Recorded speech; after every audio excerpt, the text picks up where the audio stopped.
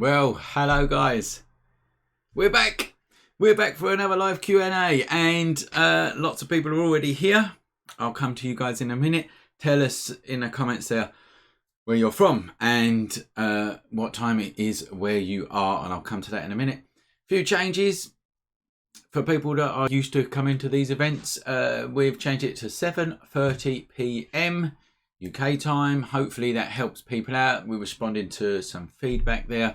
You know, it gives people time in the UK at least to get home, have something to eat and chill out to watch this. All right, so we've changed it to 7:30. Let me know if you prefer it. What else has changed? There's pictures on the wall. I don't know if they was there before, but there was picture frames on the wall before, but there's actually pictures in the frames. That's a start. There's also a little blank area. Hang on a minute. How do I get to that bit there? Right there, over there. There we go. There's a little blank area over there, there. Right. You guys can choose what picture can go there if you want to. All right. Put it in the comments underneath this video. Any pictures that you've seen. I still at the School of Photography. I'm going to leave that little gap there for you guys to choose from.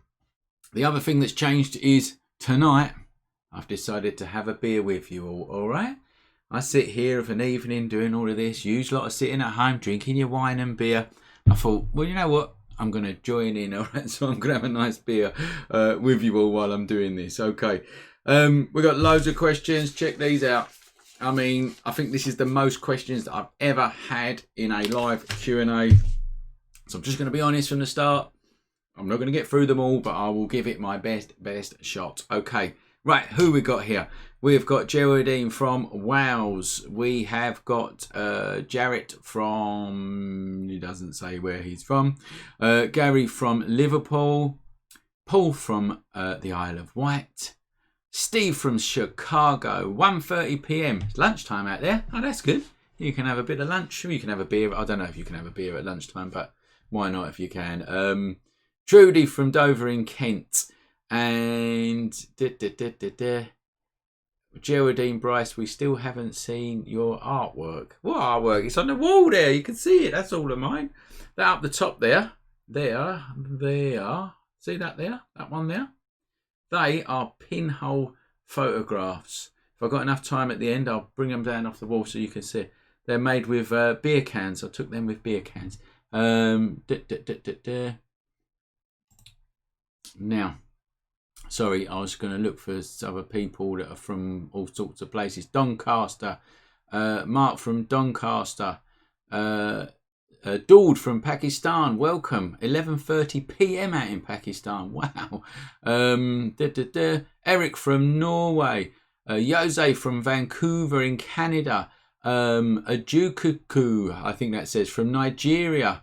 Wow, we have got people. Germany, someone from Germany there. I just scrolled past it. Sorry, there's definitely Klaus. I think it's Klaus from Germany there. Right, listen, welcome everybody. Yes, I think there's a few people in the house now. So, let's get cracking with some questions, shall we?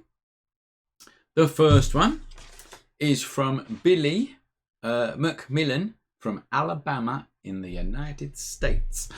Sorry, that was my American accent. Right, here we go. Where do you get your inspiration for ideas for pictures? I get very frustrated because it seems I can never come up with any new ideas. You can only take so many shots of skies, rivers and sunsets. And that is a brilliant question, Billy, to start this session off with, because it's not just you that thinks that, it is everybody watching and me, okay? Where do you get inspiration from? So all I can talk about is me, all right? So what I'm going to do, I am going to tell you a couple of things from my work, and then I'm going to tell you an idea that I had recently that totally went wrong. But first of all, let's share the screen. Let's share the screen here like that. Here we go. So that's the screen share, and here we go. Right, where do I get ideas from? So let's go to this page here. This is my personal website with my personal portfolio on. All right. Let's scroll right the way down to this one here. So this is probably one of the first major ideas that I had, I suppose, when it came to photography. And it actually just came from a conversation with a friend at university about this place in London called the Bondway Housing Shelter. And I just found the story that he was telling me quite fascinating, because what it is it was a housing shelter for men, but it was just for men, or middle-aged and elderly men that had alcoholic or mental issues. And that just struck me. I just thought, I wonder what that is all about, right? And so that idea just came about from a conversation with someone about this place, and basically me being nosy, if that makes sense. Me thinking to myself, I wonder what this place is like. And anyway, when I got there, I'd never seen anything like it, and you end up getting pictures like this, you know, pictures like this, and so on and so forth. I'm not going to go right into the project because I think I've spoken about the project before on my live Q&As. But that's one idea, okay? And now, let's go back and go to something a bit more light-hearted, shall we? This one here, Southend-on-Sea, right? So where does that idea come? Where does the idea come from to document a place like Southend-on-Sea? It comes from nostalgia. That's where it comes from. It comes from going to Southend regularly as a kid. For people that don't know, where are you from? Oh, you're from the United States. You're never going to know where Southend is, right? But it's a seaside resort here in the UK. And if you live in Essex or you live in the East End of London, which is where I was living, you would go there for the day. Quite often it was like a day out. And then later on in life, I moved near to Southend, yeah, so when I was quite near there. And I noticed the change happening rapidly in that place. And I wanted to document it. I wanted to document the change, basically. What I found from the project actually was the people change, the cultures of the people that live there change, but actually the culture of what people go to this place for, which is quite simply to have a bit of fun and go to the seaside, stays the same. The types of people that go there, and what I'm talking about that is like working class people, that stays the same no matter where they come from in the world. And that was it. That's where this idea comes from. And I think the important thing is that you get an idea and you just run with it. You don't worry too much. That's the key to it. And then you get shots like this. You know, I quite like this shot actually. You get shots like this and like that. This actually struck me like, why would you go to a beach, right, and then put your blanket out on the tarmac pavement? I don't know. Do you know what I mean? And it's things like that that just, this is the cultural change that's going on. The beach is there. Look, there's the beach, right? Why would you not sit on the beach? Who knows, man? But I have to document these things. I thought it was funny. Anyway, and there you go. You just take shots of people and places and you document that place there. So these ideas, let's go back to camera, shall we, for a minute? And while I'm on that subject, if anyone else knows where they get ideas from, please whack it in the comments there. So sometimes you get ideas like that and you just run with it and they flow and they're lovely and you really enjoy doing them and this, that and the other, right?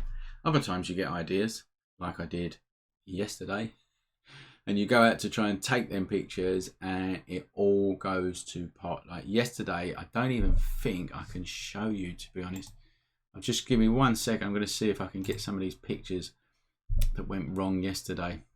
Sorry guys, I should have prepared this for you. It's because I've had half a beer. That's what's going on here. Here we go. Here we go. Okay. I don't think it's going to work. I don't think it's going to work. So while this is sort of trying to load up here, we went to Canary Wharf yesterday, right? We was doing some filming and some photography at Canary Wharf for you guys, right?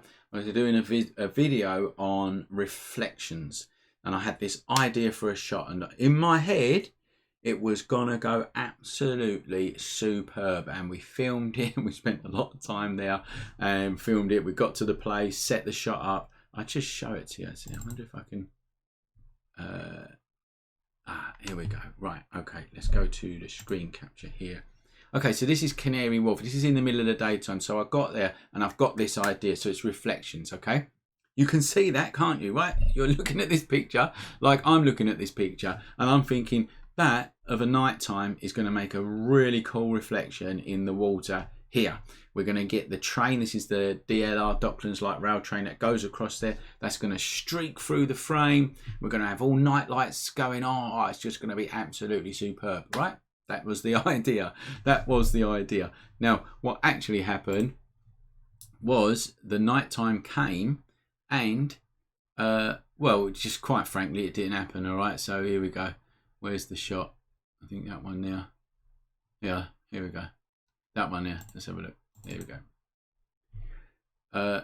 Right, so nighttime came and this happened here, right? No reflections whatsoever, right? The water was just too ripply, and quite frankly, this wasn't lit up enough to reflect in the water. If it was lit, it would have reflected in the water. Anyway, it just wasn't. And now that was sort of, I suppose that's a bit of lack of planning and whatever else, but it's an idea going wrong, and I think that's the point I'm trying to make here, right? Now, let's go back to camera. So I've spent a lot of time on this question because I know lots of people don't know where to get ideas from. And the point I'm making is, you don't worry too much when you get an idea. You just have that idea and then you start to take pictures. That's it, right? Get the idea, start to take pictures.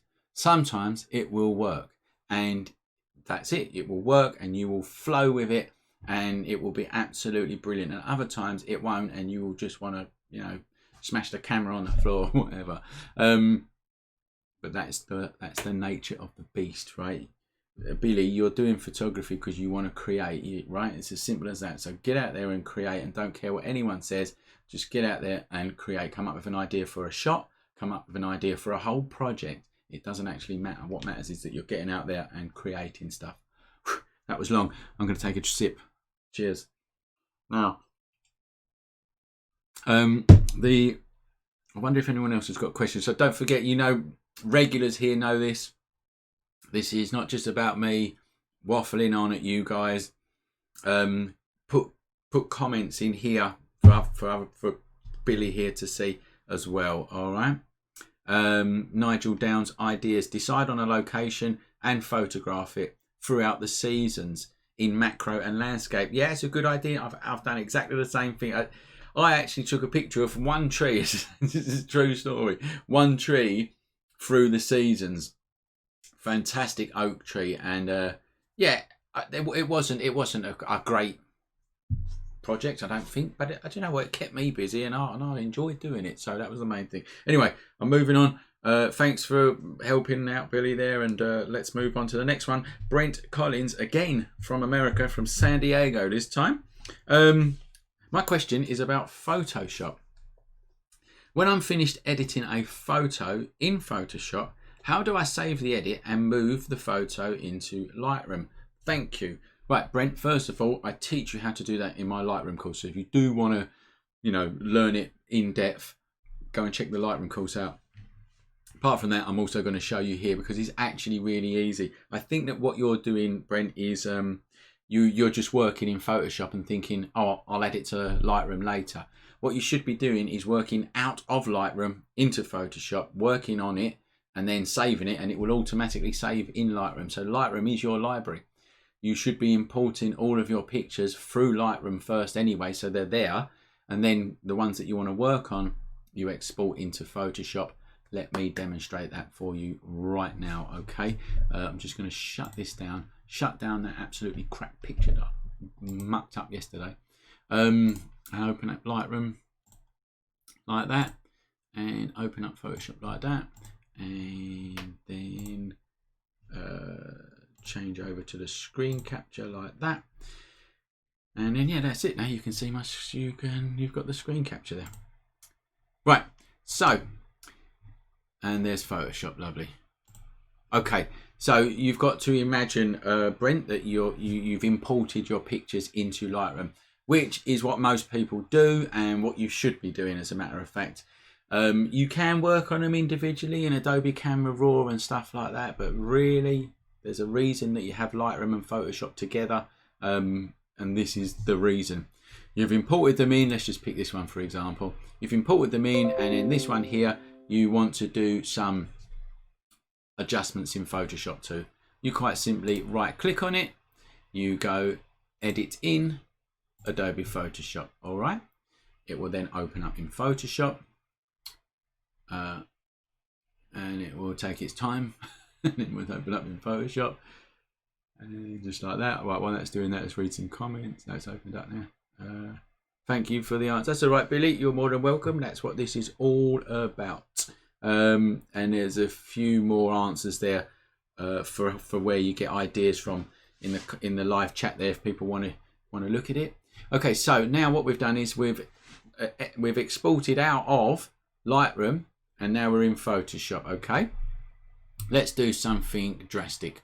Let's grab the paintbrush, let's grab some black paint, and let's have a nice hard brush like that, and type in hello.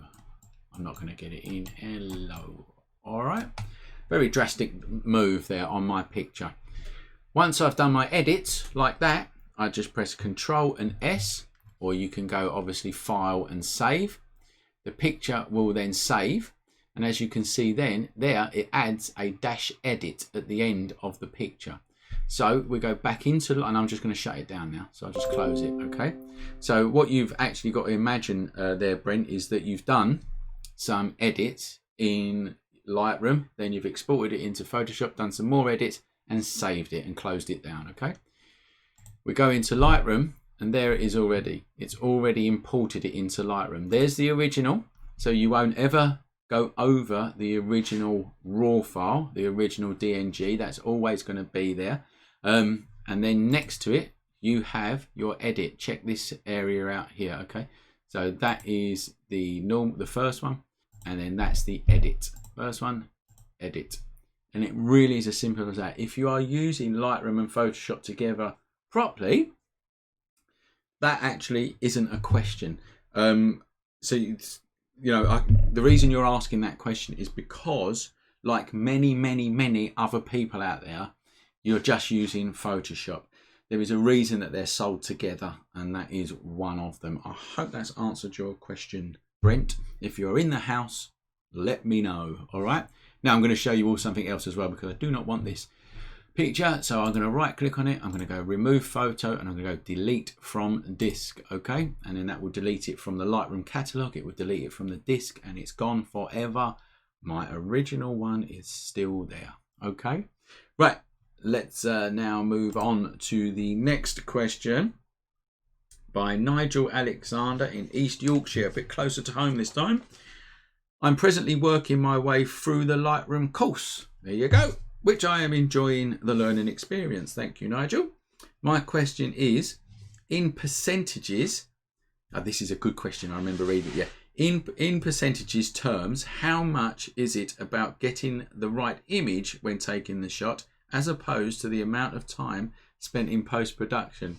Now that is a good question, because most people say, oh, if you get the image right, you don't need to post-process it. But he's very cleverly worded that in a way that you understand that it does need post-processing. All pictures need a bit of post-processing. Your question is, what's the percentage of balance there? Because arguably, if you are like a whiz at Photoshop, you can create anything, so that's why it's a good question. I don't know about a percentage, but what I do know is that the more that you get right in shot, the better the final result is, whether you post-process it loads or not. I hope that makes sense. So the better you are in shot, the better the final result will be, no matter what, okay? Relying on post-processing is bad. You don't never, well, I say never, you hardly ever get an absolutely blinding shot if you're relying solely on just post-processing it back in Photoshop. And we're gonna look at an example, and actually I'm gonna then I'm just going to open it up to the group actually, and hopefully let them give their opinions. All right, so let's go to share the screen, and let's have a sip of my beer again, because it's very nice. And let's go to, yeah, that was it, these pictures here. So I took these pictures just the other day. Those people that are members, our members, TSOP, you would have seen this picture because it was your assignment this month. But this is the shot, the raw shot, okay? And you try and get everything correct as you can in shot, which I did here, right? I'm going to go into develop module just to show you the Lightroom edit. So we've done some Lightroom edits, but it's the general Lightroom edits, bit of highlight, shadows, blacks, and you know the kind of thing, right? To get it right in shot, it was the composition that was important, this sort of diagonal going through the frame. I wanted something in the foreground to be blurry, give a bit of foreground interest.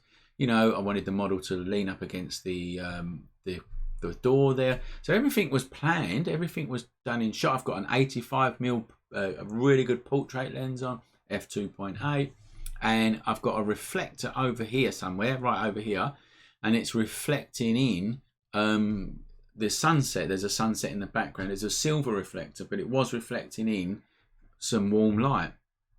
So everything that you could do in that situation has been done. Okay, I suppose you could leave it like that. All right, it's a fairly good shot. It's all right. But if you, that little bit of post processing, I don't know how to put a percentage on it though. This is the problem I've got. Maybe you can sort of look yourself. I mean, look, there's the original, and that's the post processed shot. I've not done anything major, you know what I mean? I've not like replaced windows or whatever. I've actually, the main thing that I did there was color grade it. I brought the colors together because, you know, you need to do that in photography. So if you look at this picture here, the greens are shouting out like a sore thumb. It just doesn't suit the whole scene. This was basically an orange and blue type of look, that orange and teal look. It's all set up for it, you know, blue headband, blue door, orangey brickwork, you know, woodwork here. And all I've done in the post-processing is bring that out. You know, it's as simple as that. I've got rid of the greens because that doesn't suit the colour harmony. It just stands out like a sore thumb. So I've got rid of the greens and enhanced the colours, that orange and teal look. It's the colour grading. I don't really know what percentage you'd put on that as the shot and the post-processing. I'm interested to see what other people think, to be honest with you. Personally, I don't think it's like been over processed at all. I just think that it's been enhanced, and it was actually planned from the start. I planned to do that type of editing on this shot from the start. And here's another example here. I'll just show you one more. This is for another assignment that's coming up, as a matter of fact. So I won't give the game away. But that's the original shot, and that's the process shot. You could say that this one's a bit more processed. You could see the colours are a bit more matte, and it's got that more of an arty type of finish. You understand what I mean? But nevertheless, that's the original. That's the process shot. It does look better. And I don't know if I've totally answered your question, Nigel. I wonder what other people are saying here. What you want to achieve, portrait, etc., needs to be more in shot. Arty things probably need PS. What? My guess is it depends on your own. Ricky, I think your keyboard is sticky or something like that, because it looks like you're typing in words and not finishing them off. I kind of half get what you're saying there. I'd say you spend minimal amount of time on post-processing if you're shooting for social media. This is from Christoph. You'll spend a lot of time for a photo. You'll spend a lot of time for a photo you want to sell or shoot on commission. Yeah, I get what you're saying. Yeah, so if it's a professional job, you're probably going to spend a lot more time post-processing. Again, absolutely perfect. And PS is Photoshop. Oh yeah, I should know that. Yeah, God, I've got to stop drinking while I'm doing these things. And in my opinion, this is from Nigel. This is Nigel who. No, this is not Nigel who asked the question. It's a different Nigel. In my opinion, the more your photography progresses, the less time you will need in Lightroom and Photoshop. Well, yeah, I suppose so. Sort of don't. Yeah, I get what you're saying. It don't actually happen in practice. The more you learn about post-processing, the more time you'll spend on it as well. But I do get what you mean. But anyway, look, Nigel, I haven't given you a percentage because I don't even know if there is a percentage. But I do hope it's giving you a bit more of an insight there into what you was asking. All right. Next question is from Ken Poole from Manchester. What's the best setting for landscape photography, f11 or f22? I think what you're trying to say is what's the best aperture for landscape photography, f11 or f22? That is a question that there isn't a real answer for, but it is a question that gets asked so many times, right? And I don't know, it's kind of like a myth. It's kind of like a myth that you need to use a particular aperture to take a decent landscape shot. It's a total load of crap, right? You use the aperture that is going to suit the situation. There is what's called a sweet spot aperture for lenses. For different lenses have different sweet spots, but I think it's a load of so and so. All right, I've took landscape shots on f2.8, right? All f11, f16, f22. I guess what you're trying to say is the landscape shots that are sharp throughout. Okay, I've not really noticed much difference in f11, f16 or f22, if I'm going to be absolutely honest with you. For me, I always try and go for f16, and then I work around that. There might not be enough light, so I might have to open the aperture up a bit to f11, or there might be too much light, which means I've got to shut it down to f22. You know, that's basically it. And I thought to myself, maybe I should show a few landscape shots with settings just to sort of let you know a bit more. And again, anyone else who uses a particular aperture for landscape shots and why you use it, please put it in the comments here for others to see. So let's have a look at a few different shots, shall we? So this one here was taken at f22. All right, f22 here. It's a long exposure, so I had an ND filter on, but I needed the exposure time to go long, so there you go. And sometimes actually when you're doing a shot, you're working quite quick and you're just going, oh, you could sit there for ages and start changing the ISO and that, but in the end you just go shut the aperture down. This one here, again f22. This one here, f22 again.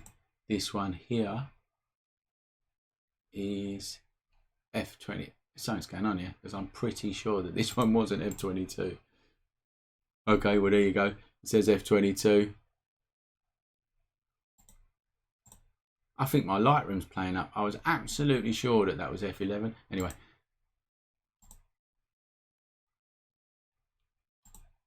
Sorry, just give me a minute here. Maybe I was wrong. Maybe I was wrong. That one is f22. That one there is f16.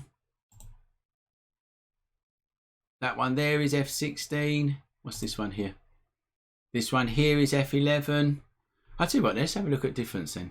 So this one's f11. Let's zoom into it. So I'm at 1/1. This is 100% of the pixels, right? Well, that's bloody sharp. I don't care what anyone says, right? That is sharp right there. And we'll go right the way to the back. And it's nice and sharp on the back as well. Sorry, my computer is playing up. It's nice and sharp on the back here on these rocks, okay? That is at f11. And then we'll go to one that's f22, shall we? Like this one here. And let's zoom in again. 1/1. Lovely and crisp. You see how crisp that is there? Look. Lovely and crisp there. Lovely and crisp there. Lovely and crisp in the background as well. Right.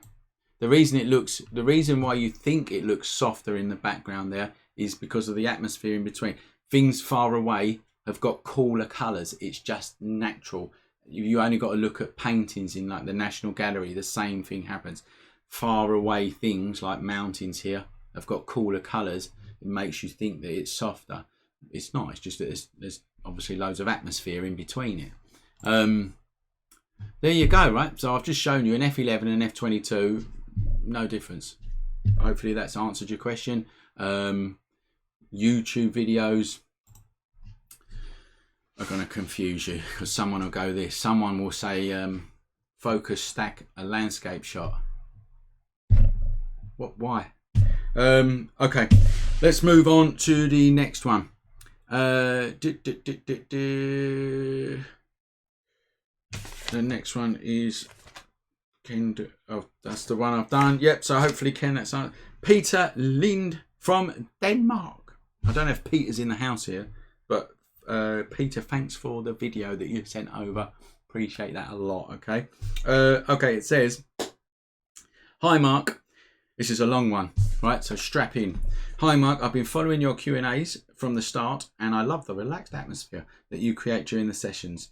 My question is not really a question at all, it's more like a thought. I've been photographing for years now and I've owned and have owned a variety of lenses, couple of zooms, primes, etc. So I tend to start out with with a cover the most zoom, but I find myself turning to primes after a while, mainly because of the higher aperture and better optics, but also in order to change my approach, you know, zooming in with your feet and stuff like that. So any thoughts on that? Keep up the good, superb work.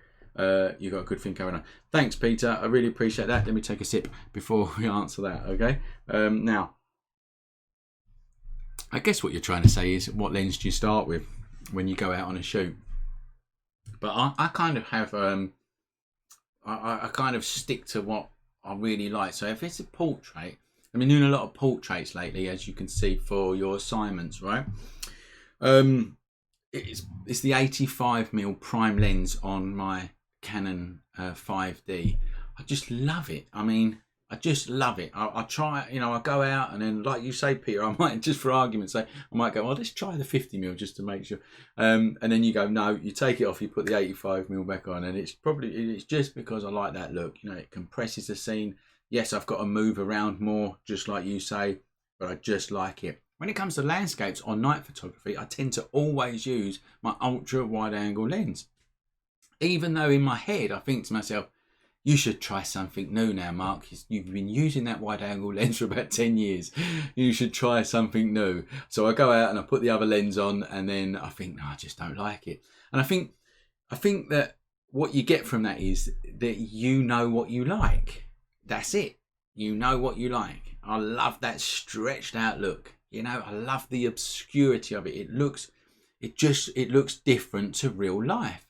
As soon as you put when you're on a landscape or a night shoot, as soon as you put your camera up to your lens and you look through that lens, through that ultra wide angle, you see the world differently. You take it down and it's like normal. You put the thing up, you're seeing the world differently. You can get more in, you can stretch things out, you know, you can make things look really grand and powerful. And that's why I think I'll just carry on using that lens forever, to be honest. And then with the portrait, it just forces you to stand back, pushes in the face a bit. The background is going out of focus, lovely. Yeah, and again, I just like that look. So I wouldn't worry too much about it, Peter. I just really wouldn't worry about it. I would just worry the fact that if you like that look, then you go for that look. Yeah, it's always good to whack another lens on every now and again, but over my years, I've always found that I go back to the ones that I like. And yeah, so there you go. If you follow my work in 10 years' time, you'll probably still see these wide angle stretch shots. Hope that's answered your question, Peter. Again, other people, you've got favourite lenses and why, whack them in there, all right? Next one is from Jordan Ellis in Poplar, London. That's where my family come from, Poplar. Now, I've enjoyed your photography on and off for years, but I worry because I don't seem to find an area to specialise in, like night photography, still life, weddings, landscapes or portraits. How did you find what you enjoyed and what you are good at? So, and what you are good at something. But they decide. Right, I don't know the rest of this sentence, but I get the gist of what you are saying. All right. Basically, what he's saying is, how did you find what you enjoyed and what didn't excite you as much? Right. There's nothing wrong, first of all, with doing lots of different types of photography and enjoying them. If you're enjoying landscapes and you're enjoying night photography and you're enjoying taking pictures of portraits, well, there's nothing wrong with that at all, right? I think it's true to say that the successful photographers out there that are charging people money, like big money, do specialise in one genre because they've got a passion for that type of photography, which is what you're talking about here. But firstly, don't worry about doing loads of different things, and I'm gonna prove that to you now, because if we go back to my website, let's go back to the screen capture like that. You go on to portfolio. I've got landscape and night, I've got portraiture and documentary, all right, and there's sort of three main things there.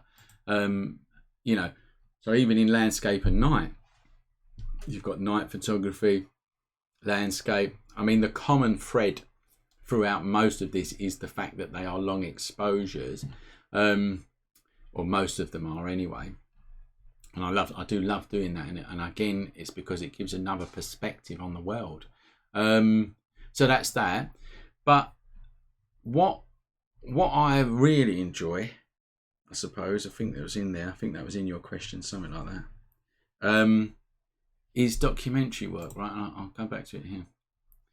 The documentary work is nowhere near as pretty. It's not going to earn you nowhere more as much money. It's not going to get you nowhere near as many likes on Instagram and all of that. But what it will do is challenge you to the nth degree. I can absolutely promise you that. To get, it looks easy, doesn't it? Let's go on to this one. Go into this one here. You know, this is a project I did on the British Boot Sale. I spoke about it before. If you really, you can head over to my website and read it, or if you want to get right into it. But it was a documentary project on the British Boot Sale. And you look at it and you think, well, that's easy.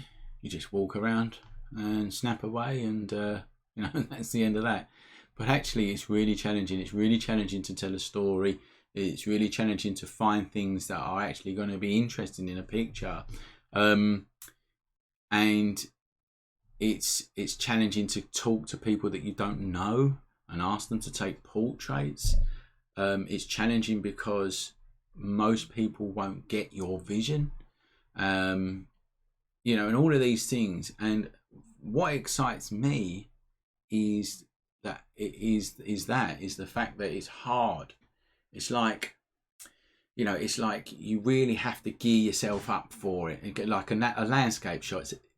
I don't mean to sort of down it, but for me, it's like it's a planning exercise. A landscape shot. You plan the location. You may well have gone and psyched it out the day before or whatever. You plan the equipment. You plan the time of day and all of that kind of stuff, and then you turn up and you follow through the exercise, and you hopefully get some good shots.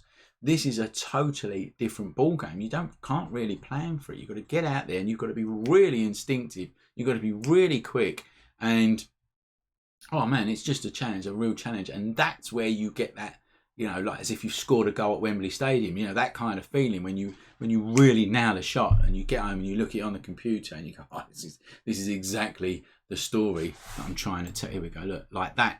Do you know what I mean? You walk around and you see that and you go, this is your cover shot. This is your cover shot. This is telling everything that's wrong with the world, right here, right now. And then you find lovely people that you photograph, a story, and things like this happen. Look, so much interest in one picture. You sit there and can look at it for days. And well, I could, and there are a few people out there that like this work as well. Most of you are probably looking at this going, no, show me the sunset. But it's just the way it is. It's about seeing things like an England flag next to someone trying to sell off all of their old belongings and their history. It's that there. That's what it's all about. Because the whole point of this project was this unique British sort of pastime that we've got mixed together with this throwaway society and this sort of kitsch way of documenting it. And anyway, that's it. See, no one else will see that. Not many people will see the correlation there, but I do, and I don't really care. But that's what excites you, okay? The challenge is what excites you. Find that challenge, Jordan. Find that challenge. And living in Popular in London, man, you are like in the jungle of interest. It's everywhere. Christ almighty. The East End of London has got it all, man. Right, get out there and photograph it. Hashtag the School of Photography so we can see it as well. Right, the next picture. I'm just going to have a look here.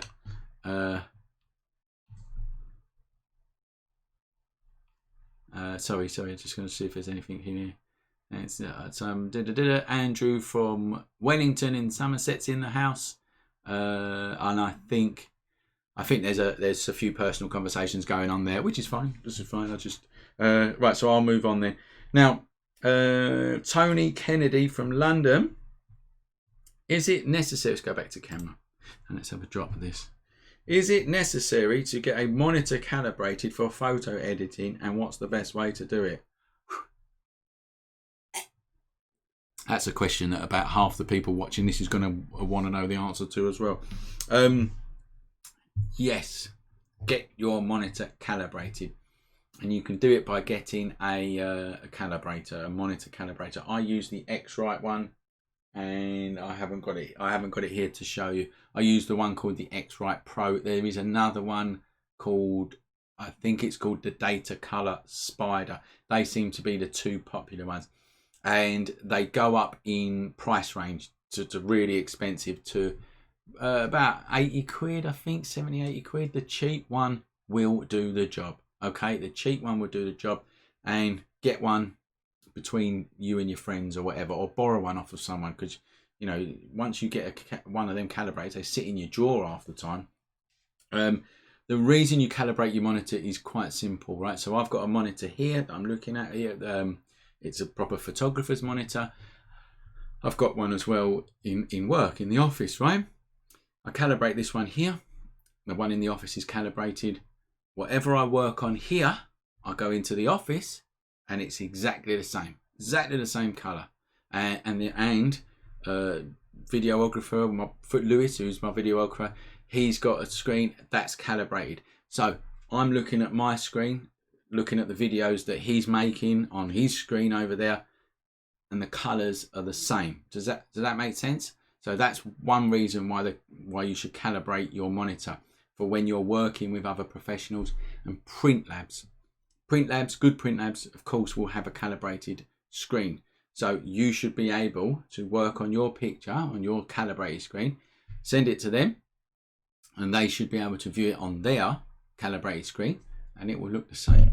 All right, so it's very important to get your screen calibrated. Now, the fact that once you've exported it and someone's looking at it on their mobile phone or their tablet or their computer screen, and it looks totally different to what you've looked at on your screen, is that's irrelevant, because that's to do with their monitor. All right, your monitor needs to be calibrated. Every phone, every tablet, they're all going to look different. You just got to get your end correct, and then the print lab will be correct, other professionals will be correct, and things like that. I think that makes sense. I think it does make sense. Okie dokie. Now, that is Tony Kennedy. Hang on a minute. Did we just... Oh, Nigel Downs. That's why I recognise that name, because I saw it pop up here somewhere. Nigel Downs from Cheshire. He asks, why would the histogram of an image show in live view on a Nikon D850 differ slightly to the histogram of the same when viewed in Photoshop? So, let's show you all what a histogram is first of all. Let's show you all what a histogram is first of all. So over here is your histogram, okay, and it gives you data of the detail within your image. So over here are the whites, and over here are the darks, and then you've got the colors as well. So there's darks in the blues, for instance, on this one, and so on and so forth. And basically a histogram, you should see a histogram like this really, and it says that it's got detail throughout the whole picture. We go to this one here. There's another one that's telling you you've got quite a lot of detail within the whole picture, and it's saying that it's peeking out somewhere. Oh no, it's not. There must be a little bit down the bottom here. Anyway, that's a histogram. So when you're out shooting, you want to be checking these sometimes, especially if you're in challenging situations like you're shooting into the sun or whatever. Check your histogram and just make sure that you've got a nice kind of graph like this or something along them lines where you've got detail throughout the shot, so that when you get back into post-processing you can pull it out. All right. Now the reason that it might be different on your camera to when you put it in Lightroom is because the raw file will hold more data, and then obviously Lightroom can pick that data up better, whereas live view is not going to have as much data as the raw file. as a guess, to be honest with you. It's just an educated guess, because live view is just taking it's like a video. It's taking a series of JPEGs, for argument's sake, whereas like 25 in a second, that's what your live view is doing. A RAW file is obviously a big, massive file with loads of data. So that's my guess. I'd be interested if anyone actually has figured it out, but that would just be my guess. All right. The other thing is, I wouldn't worry too much. If you can see it on your live screen, then you're going to get more when you come back into Lightroom. You're not going to get less. It's not going to be the opposite, if that makes sense. So hopefully that's answered your question, Nigel. I'm going to take a sip of my drink, and you best drink that beer before it's flat. It's an ale. It's not a lager. You can drink ale when it's flat, and actually it's all right, to be honest. It's called Spitfire. It comes from Kent in England, and it's a lovely beer. Right, the next one is from Kevin O'Donoghue from Wiltshire. I am familiar with the exposure bracketing and have tried some HDR pictures, but my camera also brackets white balance. Right? When and why would you use this feature, though? Kevin, I have never heard that before, and I can only imagine it is some mad gimmick that some camera brand is doing. I've never in my life heard about bracketing white balance. White balance is so easy to change in post-processing. It's not like exposure. It bracket your exposure, yes, because you can get that wrong. Well, white balance you can change so easy. It's unbelievable, right? I'm going to just show you now. I think it's a gimmick from whatever camera company that is from. That when I read that, it made me laugh. Let's go to, I'm just going to grab a picture for you so we can see, and I just want to show it to you and preview. Actually, Kevin, if you are in the house, please tell me what camera that is, because I've got to look that up. I mean, that's the best gimmick I've ever seen, I think I've heard of. So here we go, white balance example here. Can you see that? Yes, you can see that. Right, let's go into the develop module here. I shot this wrong when I was out. So here's my white balance here. If I go as shot, there you go. It's far too blue. So it was dusk, and the blue hour. It was the blue hour, and we've got all these lights going around anywhere. But I don't care. I normally just leave it on auto white balance in a situation like this. I don't know what button I pressed at the time, but I must have pressed something. But it's not really a big deal at all. Right? I'll show you how easy it is. There's a few things that you can do. In Lightroom, you can quite simply go auto, like that, bang, and it sorts it out for you, right? Or, let's go back to as shot. You pick up this eye picker, and you click on a white area of the scene. So there's a white top there, bang. It's now balanced straight back to white. You know, that is properly white balance now. The white top is white. Or you can play around and do whatever you want, like daylight balance, which is what I think I had it set on. You know, it's as simple as that, really. Simple as that. There you go. Do not worry about Christ almighty. It's like you've got enough to worry about when it comes to taking a picture, haven't you, right? You've got all these buttons on the camera, you've got aperture settings, how to view it, and histograms, and all of that kind of stuff. And then some idiot on some camera brand has gone, I know. You can just imagine the board meeting, can't you? What can we do that no other camera brand has done, right? Let's bracket white balance. Yay! Someone should have just punched him in the face when he said that in that boardroom, because it's silly. Anyway, Kevin, do not worry about bracketing white balance. Save your time and concentrate on getting the shot. That's the end of that one. The next question is from Jeff Deleu in Suffolk. I'm going to a motorsport event at the end of the month. Well, you may not be now. In the UK, guy. Anyone who's not in the UK, It's just gone totally nuts now. 6 people gatherings and that's it. So hopefully you can still get there, Jeff. Anyway, where I plan to practice my panning skills. What would you recommend be the slowest speed to blur the background? I know you used 1/40th of a second with mountain bikes. That was in my course that I did. But the cars will be moving much quicker. So should I use a faster shutter speed to get the same effect? Yeah, the simple answer to that, Jeff, is yes. So it's the faster the object, the quicker the shutter speed. I went on to unsplash.com and typed in panning to get some examples for you, right? Let's share this screen here. Yep, you can see that. Yeah, so I just typed in panning on unsplash.com here, right? The faster the object, the faster the shutter speed. Obviously, I don't know the shutter speeds on these pictures, but you can only guess, okay?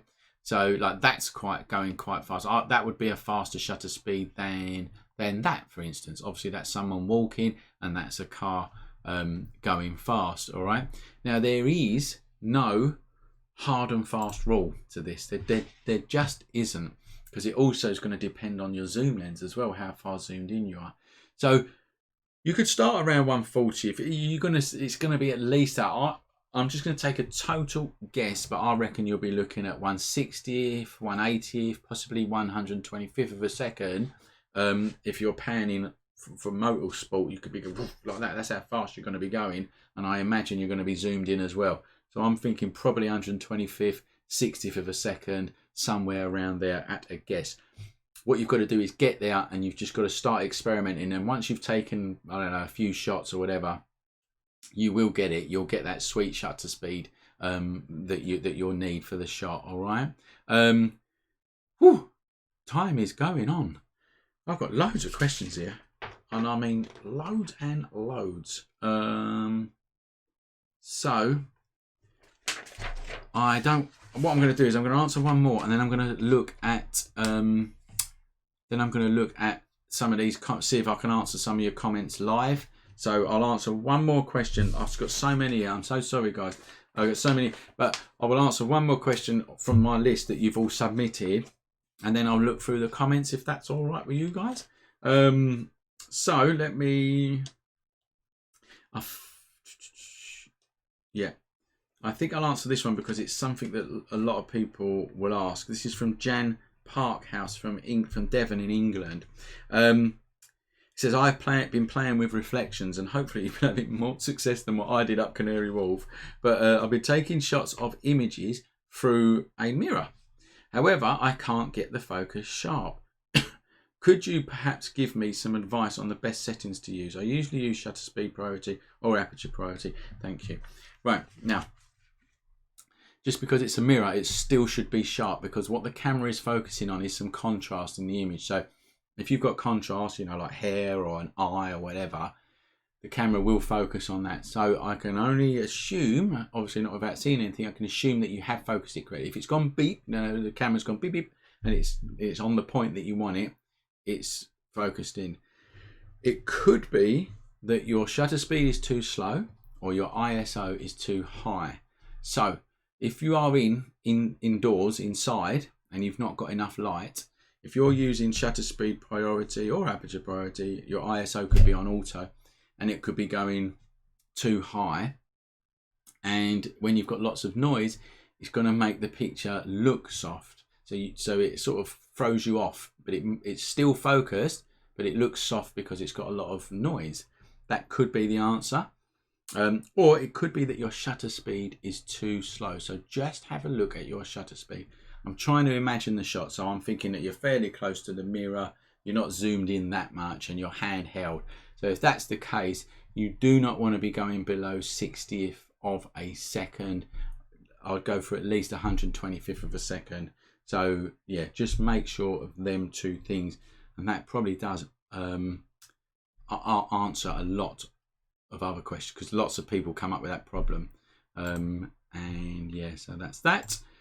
Let's have a sip of my beer, and it's nearly 8:30. I'm gonna have a read through there, whack some questions in now.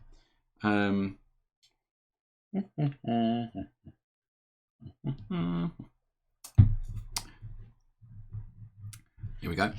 Here's a good one from Luke Reg there. He says, "Hi, I am just getting into photography and have a very low budget." Nothing wrong with that, Luke. Would you recommend buying an old DSLR like the Canon 1200D? Any recommendations for a low price camera? Well, do you know what, Luke? I would definitely recommend the 1200D. It's a blinding camera. Any of the Canon entry level cameras are actually really good. I'm lucky because I get to use a lot of cameras. I'm actually on the M50, the Canon M50, which is another blinding little camera, to be honest. And then I get to use, you know, different brands like Olympus, another great camera, the Fujis. But when it comes to the budget cameras, the Canon and Nikon really are the ones that have got them entry level ones that are really quite cheap, but still good. And my preference on them too would be the Canon entry level cameras. I think that they're just easier to use. And all you Nikon users out there, I am obviously right because it's Canon, right? Now, the Canon 1200D, I've used it loads. I'll tell you what, come and watch this video, right? Come and watch this video. Let's go to my website here and let's type in, what did I call it? 3800. Let's type that in because there's a really good video where I actually put it against a really expensive camera. Here it is. Here, look. So that camera there is the 1200D. It's hidden by the thing there, but that is the 1200D, and that there is the Canon 5D Mark IV.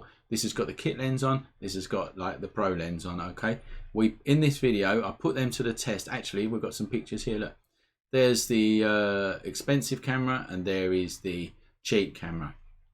You're not actually going to see much in this video. You'll see the pictures clearer when you go to the website, but anyway, nevertheless, you can see that there's not much difference. All right, not much difference at all. And watch that video and you will see that the 1200D is an absolute blinder. That's my, and I think you can, I think when I filmed that, which was over a year ago now, there was about £150. I think you can pick them up for about £100 now with a kit lens. Absolute bargain, and it will 100% get you going in photography. You know, there's no doubt about it. I hope that has answered your question. Yeah, there's a few people saying the same thing there, Luke. Yeah, don't worry about money, mate. If you've got £100 for one of them cameras, go and get it, and good luck. That's all I got to say there. Just took photos of the local area and showed them to the page. I think, sorry, what I'm doing here, I'm reading comments, and I think some people, you're having a conversation in amongst yourselves, and I'm trying to sort of read between the lines. I'll tell you what, I am going to answer. I'll tell you what I do. You're having a conversation there, you crack on. There was a question that came up, right? Yeah, this is it. From Paul Rodden. I'm going to end on this question because it's a bloody good one. It's really, it's like an essay. Paul, you've wrote me an essay here. I'm not reading it out because it's literally too long. I'm going to give you the long and short of it, okay? Basically, it says, "Hi there. My question is related to my curiosity as to why photographers / members of camera clubs seem to have different views on what constitutes a good image from a consumer / non-photographer." It goes on. It's a really good question, isn't it? Because photographers do have different views on what a consumer has. What a consumer might see a photograph totally different to a photographer. There's a simple answer to that, really. Firstly, everything's subjective, which we know. And secondly, photography has a purpose. Paul goes on here. He's talking about, different types of photography, like vintage cars and landscapes and all that kind of stuff. Well, people that like vintage cars are going to like vintage car shots, whereas someone else not really going to be that bothered by it. And I'll tell you a really good example of that is pictures of your own kids. Right? You think that they are 10 times better than anyone else thinks that they are. It's because of the subject, and it's because it's personal to you, and that goes to with vintage cars or anything else that you've wrote here. The other thing is, so photography has a purpose, and sometimes that purpose is not about making a pretty picture at all or making anything interesting. It's just about showing a product or showing a car or whatever. But the other thing I want to pick up on here, Paul, is camera clubs. They are good and bad at the same time. They're good because you get to mix with people, and you know, like-minded people go out on days to photograph and this, that, and the other.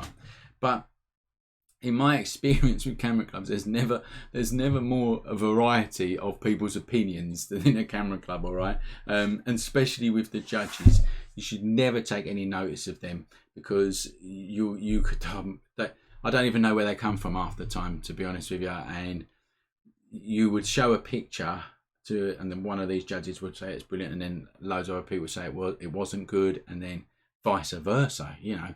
And it's so up and down, up and down, up and down. There is no sort of rhyme or reason to it. So take camera club opinions with a pinch of salt, and also remember that photography has a purpose, and the purpose might not just be for you. Simple as that, really. Yeah, I thought that was a good question to delve into. I like delving, and I tell you what else I like about this session. There's been a lot of questions about photography in general rather than apertures, and I think it's the first time that we've had a few questions like that. It's good. It challenges me. I like it. And I've only managed to get through half a beer, so I've got the other half to finish a bit later on, and it hasn't gone flat because it came out the bottle like this. So I'm going to finish that in a minute. But listen, there's a few things. So obviously we've changed the time to 7:30, and that was on feedback from people because they're getting home from work and whatever else like that in the UK. It seems to be hitting the US around lunchtime, so I don't know if people can in the US can watch it at lunchtime. I don't know. We do have a lot of Australian customers as well. I don't know what time it is out there, but hopefully it's maybe okay for you. But I think certainly for Europe and the UK it might be better. Let me know, please. Just let me know. The other thing is, if you want to ask a question, I put a link in the top, right at the top of them comments. Go and have a look at that, and then you can click on that link and you can ask a question for next month. Hopefully you've liked this session, and if you have, please let me know. If you've got any suggestions for any changes, you know, let me know. And hopefully, if we get enough good response, we'll be back next week. All right. Sorry, next month. And that's it, really, guys. It's been a pleasure as usual. I'm going to now sit, drink my beer, and watch Schitt's Creek on Netflix. If you haven't started watching that program, please do yourself a favor and start watching Schitt's Creek on Netflix. It's absolutely brilliant. Anyway, that's what I'm going to be doing for the rest of the night, and then I'll see you next month, or if you're a member, I'll probably see you on a Facebook page or wherever I'm going to see anyone. Okay, so thanks a lot, guys. It's been a real pleasure once again, and goodbye.